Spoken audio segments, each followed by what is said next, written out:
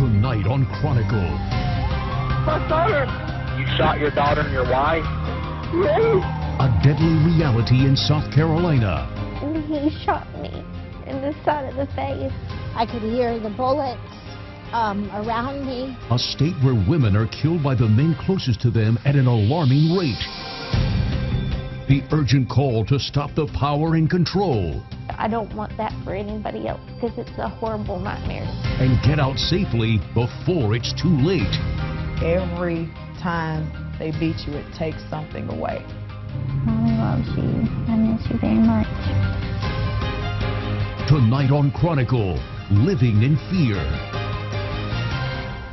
Good evening and welcome to Chronicle. I'm Jane Robelo. The statistics are staggering. 1 in 4 women in America will become a victim of criminal domestic violence in her lifetime. South Carolina ranks 2nd in the nation in the number of women killed by men. As News 4's Mandy Gaither tells us, that statistic won't change until we do. In a state known for its palmetto trees and mountains of lush greens that give way to sparkling lakes, it's hard to imagine in all the beauty that a beast lurks all around. Now to Oconee County, where investigators are dealing with a horrifying tragedy. 3 family members were found shot in their home, and deputies say the father pulled the trigger. Domestic violence more prevalent than many even realize. We are 2nd in the nation for deaths due to domestic violence. And that's embarrassing. Safe Harbor Executive Director Becky Callahan doesn't see the numbers. She sees the faces of so many victims that come to her organization desperate for help. In 2011, Safe Harbor sheltered 714 women and children, but Callahan says there aren't enough resources to provide for all who need it. In fact, Safe Harbor has to turn away nearly 200 women a year because there's not enough room in their shelters. We go home many times and we wake up the next morning scouring the paper to see if possibly we can that something has happened to her. And sometimes that has been the case. While there's no one answer as to why there's so much violence, It's good on everything. Callahan says it's our rich culture, those southern ways that not only lead to our success, but also our downfall. We cling to traditional values, which can be a good thing, and it can also hold us back. Callahan says South Carolina women tend to be more submissive and don't always grow up understanding a healthy relationship. But she says our laws aren't helping either. Callahan says there needs to be more awareness. There are other priorities in our state, and I don't know if we as a community have been outraged enough to let our legislators know how important this is and what kind of laws need to be passed. With more training for law enforcement on how to better respond to domestic situations and more resources for services dealing with the violence, Callahan says the state can start washing away the stain of this ranking. I think we all need to do a better job. And unless we as the entire community are outraged about it and want to do something about it at all levels, then change doesn't happen. While that change will take time and work, Callahan says it's well worth it because the beauty of South Carolina deserves to shine. Domestic violence is a progressive crime. The signs are there, but it may take a while to notice them. Sabrina Greenlee's story may help. In her life, you may see yourself or someone you know. Now, we must warn you that some of the images are hard to watch, but the message is a lifesaver. Here's News 4's Michael Cogdill. I see myself as a beautiful woman. Look at her just from this side.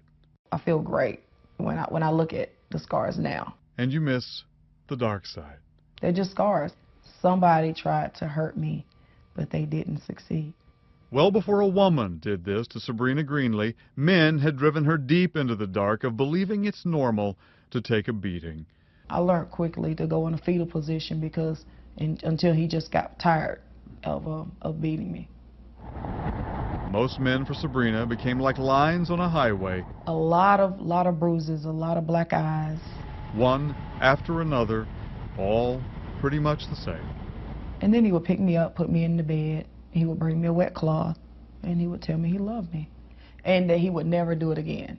But they did, with relatives telling her what happens at home stays at home.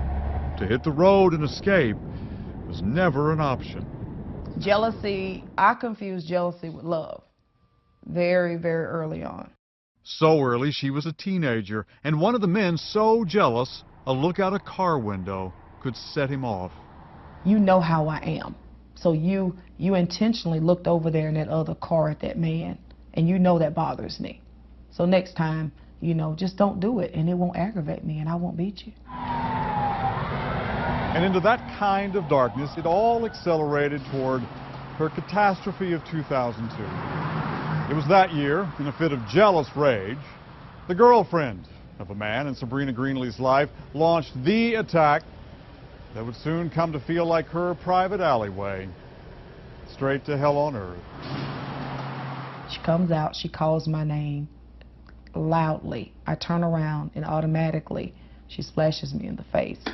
It was a homemade bomb of bleach and lie, and it changed the picture of Sabrina forever. I inhaled it, and so I'm laying there, and I'm literally dying. The concoction burned away skin, her eyesight, and life as she knew it. Yeah, I feel somebody picking me up, and it's him. Sabrina says the man involved then put her in a car and sped her off to a convenience store. The attendant automatically sees me bleeding, and she starts screaming, call the police, 911. Where in a new way, he abused her all over again.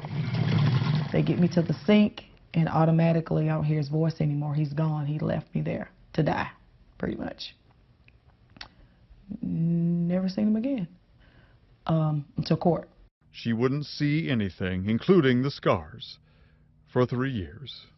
It was so hard because the pain was just, it was unbearable. Surgery slowly brought back some of the eyesight, but the young woman who'd worn the smile like a veil to hide the abuse was gone. It had finally taken this suffering to set free this woman. We are beautiful. We're just beautiful. Everything about us is beautiful. But you have to know that deep inside and not let anybody tell you different and take that away from you. It was so painful I couldn't even cry for the pain. That's how much pain I went through. Now she travels. You know, and so I'm just in survival mode. I'm just trying to do what I can to survive and raise my children. Telling her story of violence as a calling for peace and real love. I took this one right here about a month before I got hurt. In the old pictures, Sabrina sees a woman who valued a twisted view of love more than herself. She used to blame herself for, I'm sorry that I put y'all in this situation. And that young man beside her, what was this, a dance? Grew up watching. I feel like, honestly, I'm made up of my mom and what she's been through. My mom is everything. She's me. I feel like I'm her.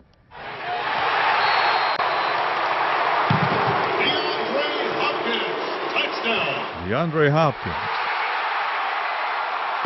is an exceptional young man. But I treat him with respect. I would never, ever put my hands on a woman. Even if somebody put their hands on me, it's just not in me. The Clemson All-American wide receiver could have run his own pattern to violence. But the night of the NFL draft, first round, the Houston Texans called on a young man proudly shaped by his mom. His dreams came true tonight. My mom's happy and my family's happy. That was a great feeling. When her bandages came off, DeAndre was 10 and overwhelmed.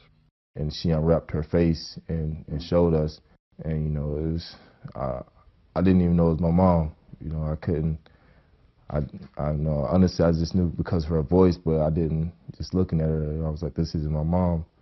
And I just remember crying. The tears have turned to celebration of more than football. Sabrina raised a star who sees his mother as she finally sees herself. Oh, man, she's more beautiful than she was before it happened, if you ask me. She might not admit it, but I think she is, just because she smiles more. Scars and all, out of that dark, Sabrina. Okay, you know what? I'm free. Has learned. Amen. Thank you. How to rise. The woman who attacked Sabrina is still in prison, serving 20 years. The man did jail time too. Later, we'll take a closer look at DeAndre Hopkins, how he's defying some long odds. And we should point out that DeAndre's father died when DeAndre was very young and that he was never abusive to Sabrina. Next on Chronicle, a woman's heartbreaking story of abuse. He walked right up to me and he looked me right in the face and he shot me. And the loss that will stay with her forever. I miss you very much. Violent cases of domestic abuse lately have come out of Oconee County. July 6, 2012 began what is known as the Bloody Weekend, a time in Oconee County when there were 4 domestic violence-related deaths in less than 24 hours. But out of the despair came an amazing story of survival. Here's Mandy Gaither with how one victim has found an unlikely happy ending. In faith, one must simply believe for something that can't be seen to be real. Riley, just wanted to come and talk to you today and tell you how much I miss you and that I'm sorry for everything that happened and that I couldn't protect you that day. In the peaceful silence of her little girl's grave, Kathy Tippett believes she can hear a voice. My name is Riley Tippett, and I think what Orchard Park makes people special is we have a lot of good kids here. And It's that sound of sweet innocence from a rising 5th grader at Orchard Park Elementary that still resonates in this mother's mind, drowning out another voice that will haunt her forever. Calling 911, where's your emergency? Please God, 444 Odessa Avenue. 444 Odessa Avenue, please God, you have to get in this quick. Okay. Oh my God, I killed him. What's going on? Oh my God, I'm so sorry. Kathy heard her husband make that call as she pretended to be dead. About here is where I ended up. On the dining room floor of their Westminster home. And these are the bullet holes where he shot me as I ran down the hall. The couple had been married for 9 years, but had been arguing that July day. Riley's bag and clothes are still on her bed as she and Kathy were packing to leave when Brian Tippett pulled out a gun. When he raised the gun up to my face. And all I knew to do was to run. And I ran through the house, down the hall, into the kitchen. And I ended up sliding in the kitchen on my blood, and I landed in the dining room behind the table. I was trying to plead with him, and Riley came out. I guess she had heard me scream. And I told her to go back to her room, that everything would be okay. And he turned around and he went after her. And I didn't hear her anymore. And he told me to call my grandma and tell him that he was going to kill me. And I remember I called and nobody answered, and I thought, I'm going to die and I'm not going to even get to say goodbye to anybody. I remember he walked right up to me and he looked me right in the face and he shot me in the side of the face. And he thought he had killed me. But when I hit the ground, I realized that I wasn't dead, that I was still alive. And I heard a voice just say, pretend to be dead, because I really wasn't thinking. I didn't know what to do. Calling 911, where's your emergency? My husband has shot me. And my daughter, please hurry. She's 11. I can't get to her bedroom to check on her. Please help me. Where is your husband at now, ma'am? He shot himself. He shot himself? Yes, please hurry. Where one bullet went in. I have the ones here on my neck, and then I have this, which is the very first one. Despite 22 bullet wounds, Kathy found the strength to crawl to her phone for help. A week later, she woke up at Greenville Memorial. And I remember the first thing I asked my dad was, where's Riley? And he looked at me and he told me she didn't make it. And it was worse than being there. It was worse hearing that than it was actually living through what had happened. It made me wish I hadn't been here. I would have given my life for her to still be here. Back in Riley's room, everything is where she left it.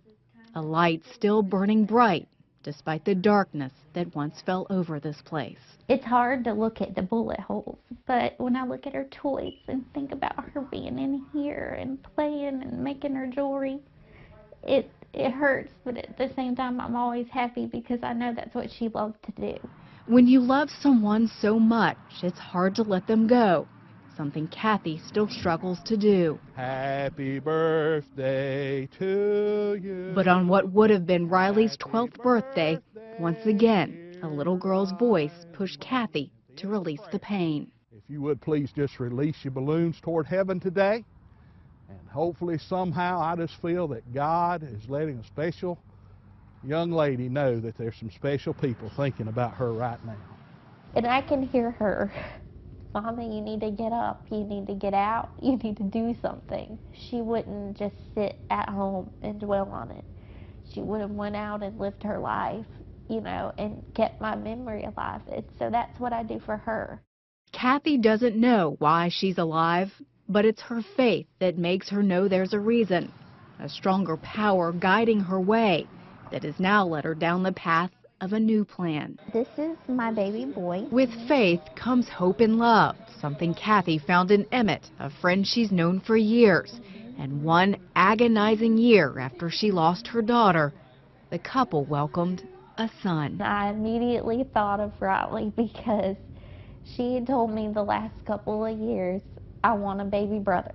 That's all she used to say, and I would always look at her and say, Riley, I have you. I don't need anybody else. No one ever knows why bad things happen, so Kathy no longer questions it. Mommy loves you.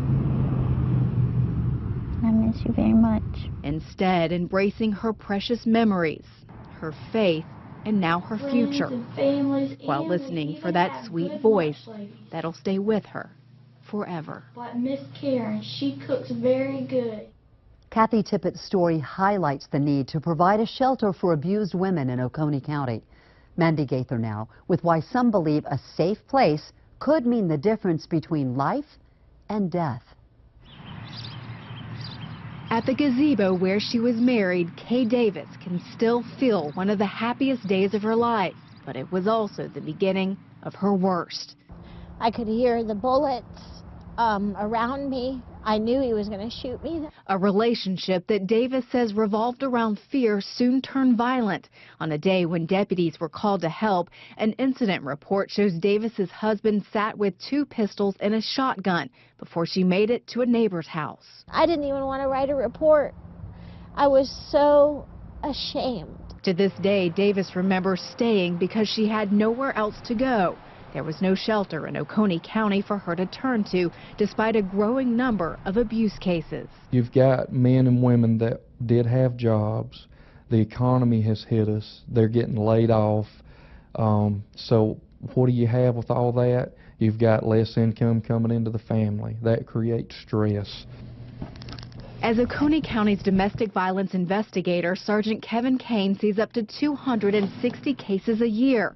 Officials are hoping this house in the county will serve as a refuge, but money is needed to open the doors. I used to sleep in my car a lot. There was nowhere to go. I had no choice. I had no hope. Davis eventually did find hope and help and still comes to that gazebo because here her past doesn't seem so haunting. When Chronicle continues. Leaving the relationship is the most dangerous time for a victim of domestic violence. How to get away and get help safely. Victims of domestic violence tend to live in a tangle of poor self-esteem and a twisted view of what's normal. The experts find the violence tends to continue from generation to generation. But there are great exceptions and solutions that may save your life and the future of your children. Here again is Michael Cogdill. That night of the NFL draft, they partied for a wide receiver who refuses to catch what he saw as a child. He's just like, I'm not going to be like them. I'm not going to treat anybody how they treated you. His mother, Sabrina, survived a young womanhood full of abusive men, even a bleach and lie attack at the hands of a jealous woman. And yet she raised this newly minted Houston Texan into this gentle a man. And seeing what my mom went through, it makes me more, you know, more caring about a lady, and I've grown up knowing how to treat a lady just from. Remember, he saw his mom like this. He may not have known he was doing it at the time, but that's when he decided, I never want to do that to a woman. And good for him. Neil Sondoff is a therapist who says fill a football stadium with any men who've witnessed abuse as children, and way more than half are likely to abuse. And here's how he deals with those who do. If somebody had done to your daughter whatever you did to get here, how would that make you feel? You just learn to adapt and live with them, and that does something to your self-esteem. Every time they beat you, it takes something away. No, I'm talking about he beat me so bad one time. And as Sabrina tries to empower people in churches with her story, I have no question that Jesus would say this is not what God intends. The church is perhaps more a sanctuary than ever. There is nothing in Scripture that would say it's God's will for you to live in that situation. Lud Weaver's a minister who admits for years some clergy pointed to the likes of Ephesians 5 as a commandment to the abused. Wives, be subject to your husband. What people often forget is the verse immediately above that says, be submissive to one another. But he believes victims coming to a church now looking for help are more apt to find it, alongside some theology, in this life. It is not acceptable in any shape, way, form, theologically, scripturally, to say that someone should suffer domestic abuse. Bullet holes where he shot me as I ran down the hall. And remember Kathy Tippett? Her husband shot her multiple times the day he killed her daughter and himself. And it all happened as they were packing to leave him. Leaving the relationship is the most dangerous time for a victim of domestic violence. I miss you very much. Becky Callahan keeps urging victims to run for safe shelter, knowing Kathy's story proves how it all can end. That I'm sorry for everything that happened and that I couldn't protect you that day. Most women that we have seen recently who have been killed due to domestic violence have been killed as they are leaving the relationship. But leave safely. It's what Sabrina and all the therapists want for every victim. And it's echoed by a football star celebrating the gentle within the man. In this past half hour, we've seen stories of heartbreak, of survival, rebirth, and hope.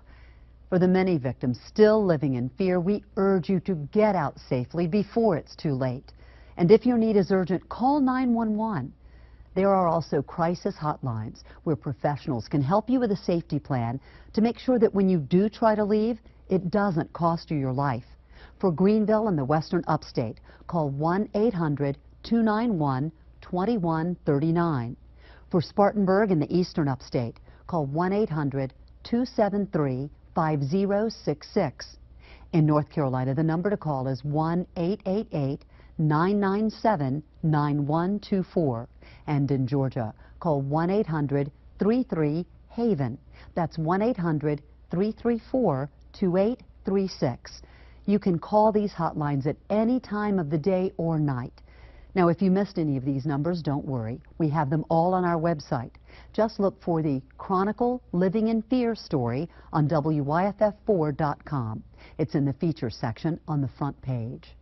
The pain, the despair, the lives lost, this deadly cycle of domestic violence must stop. It's up to all of us to bring ourselves and our children a brighter future.